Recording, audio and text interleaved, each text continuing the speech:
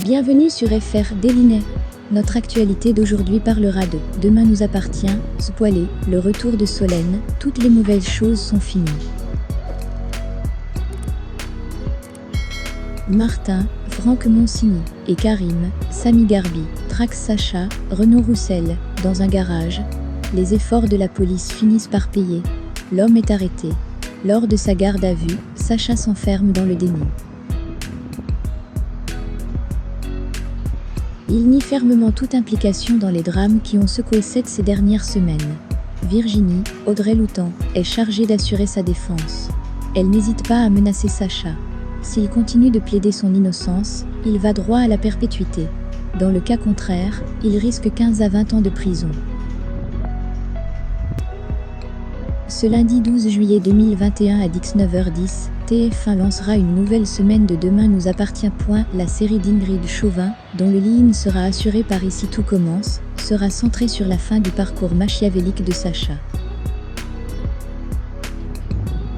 Sacha est loin d'avoir dit son dernier mot. Il demande une confrontation avec Juliette, Mathilde Lebrequier. La raison ? Il est convaincu de pouvoir la faire revenir sur sa déposition à charge. Juliette n'a pas la force de l'affronter. Océane, Elisa Noyer, confronte son père avec Ben, Antoine Corot. Sacha assure avoir agi par amour pour ses enfants. Océane finit par le faire plier.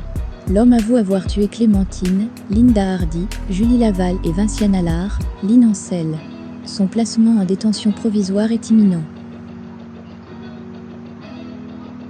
Juliette retrouve Olivier, Éric Stouvenaquet et Garance, Esther Walding, au Spoon. Elle entreprend qu'ils se constituent tous partie civile. La mère de famille exprime des remords. Elle s'en veut d'avoir autant cherché à protéger Sacha. Alors que Ben redoute d'être la cible de représailles, Tristan, Mathieu Alexandre, se veut rassurant. Le frère de Sacha a, en parallèle, orchestré un retour à Sète.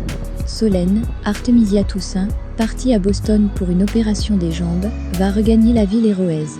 Elle va pouvoir poursuivre sa rééducation en famille. Tristan va demander à devenir son tuteur légal. Camille, Maude, Souleymane et Arthur décident d'organiser une petite fête impromptue dans une résidence privée inhabitée et invitent Nour et Mathilde à les rejoindre. Mais la fête cesse de terminer lorsqu'ils ont entendu une voiture s'arrêter devant le portail.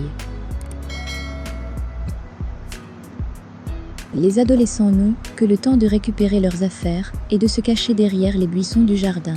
Ils ont vu un individu placer une boîte en carton sur une table près de la piscine. Des adolescents ont utilisé cet individu pour entrer dans la maison pour se procurer de la poudre à raser. Camille a entendu un sifflement venant de la boîte. Curieux, le garçon convainc Souleymane et Arthur de revenir plus tard sur les lieux.